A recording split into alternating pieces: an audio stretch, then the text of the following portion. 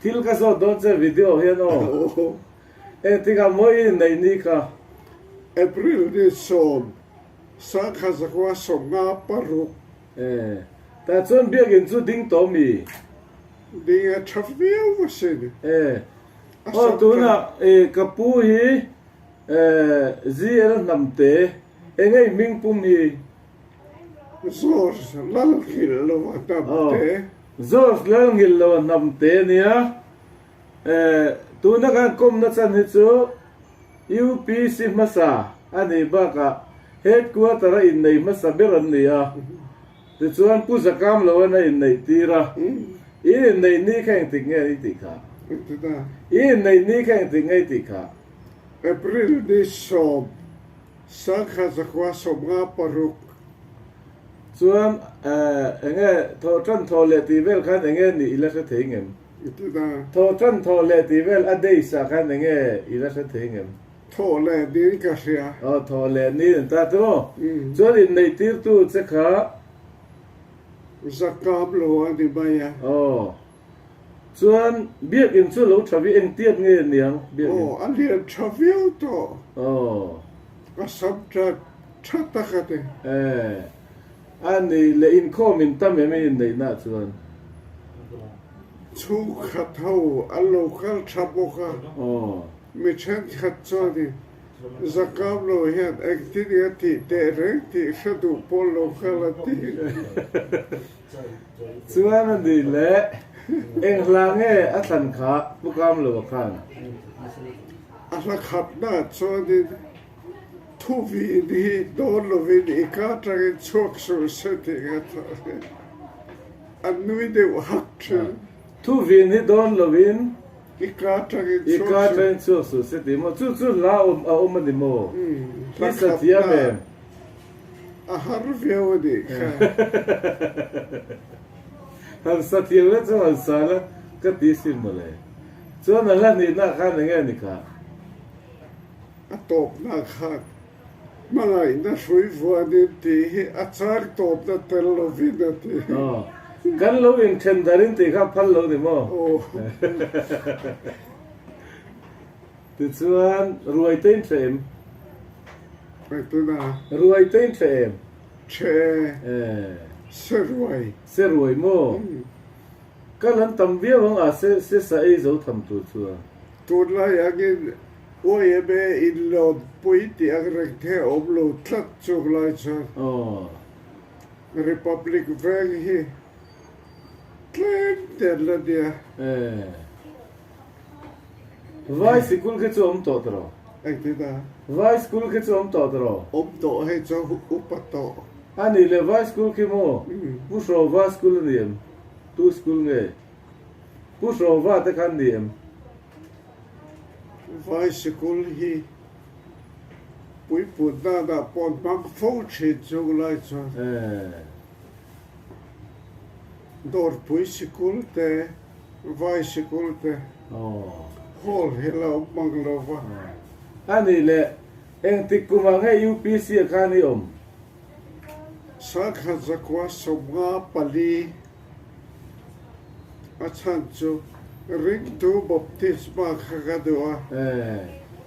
lu le ya khadin somga pakhat khadin pastor khwang le na ani kha pastor de thing klang la baka chiate da chunga lut victor ke kha sikul ka luta ka koya da chunga ka lut velok lova ka pa khade ichiate po lut victor bazara tal hi chot lo lut vela thaga te pukhuaga kha alo shila pukhuaga kha na parlaya fe te thor kadi ti kha ro sia pastor fe te mo so vagin baptisma sannia khadi nang chu bap katip pil thiak lo che chim lệ bar cái đi đâm ra các bộ sẽ thiêng lâu vậy thì baptism cái sang cái apal ta lâu lâu rồi chú vào dân UPC chẳng ta nữa mò anh tôi cái sang ta đi chứ anh ấy lấy nụ bùi mình cả tụi nghe in nụ mình cả lâu cho đi mò rồi bùi lấy mấy cô mấy giang ấy thì tụi nãy giờ Sobriet pakwa le chant ve. Voi ni December ni rukania sang ni somni pani. Somriat pakwa le chan ve. Ini chuan sang ka zakwa somthum. April a kheden. Sob kwa ka de. Sang ka zakwa somthum pathum ami pian. Ani chu. Kan kom thei che lo ve mai. Kan zo le lo wang cheo in nu thian chu tu moi som hlot lin lo chu Pisap to di le khai fadu. pisap to ne ka tu nu pui nga ni ta Pasal de lo da thi. pu liang khai fa du mo pu liang khai ka pastor van chu nga fa pa ni Ni lo tu fang e le khai chu.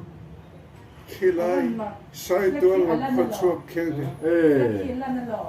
ani le doctor lo tlo le na kiang te te ka nei chu nga Lal ko le de hi. Le khai fa pa. pu lo tlo le na pu ani mo zo ka pastor van chu nga te kai mu ma nem pastor van chu nga te ka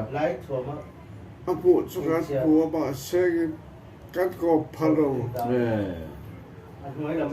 Tu chuan thian na khan an tang thei talawa Ti cho de ahar sata ama po ha sakrament zirga kha baptisma voi khat ai tam sa thiang lo alo ti kha khil fe ngai ta Ter gode thirti buk so pakwa kha so hana baptisma po lali shopping in saga sit get ka khil fe I hello da chang fe ta di chu mi pisap to ni chun mo pisap to de chukan lo chaba ni ba ama kha ka do pui in nu kha tu fanu nge pu phun tha ga ani le mo so mi tabiti sport good nei tu dor puya dor kai UPC hmasa ve to ka tu ka to a chu actin mo dor pui phe mo dor kai ka tu ka UPC hmasa ka lang he ma pulal he ma ka ho kan te ne kan in ni ho bem ne ka din ko bho chi so tuna son atu ten tabiti store te mane sport good and zoramo sport goods ka pulal he ma te ni le pusai zinga khai sim si pu kel nu na te si porque el todo te chu ko tu alo lut ve chau di kha chu mi ma de chun nang di lo om ti na ani le pastor lal chan khai sim lal chada apin ka sia marcha tlang mi ani mo batilo kan du to le to me yo alo ka ron hu lau che chui ini na ilo la tang va li me la chu la sa bu mai ro pu to lo me ka tar to lo ka se pe to lo ila vel chal to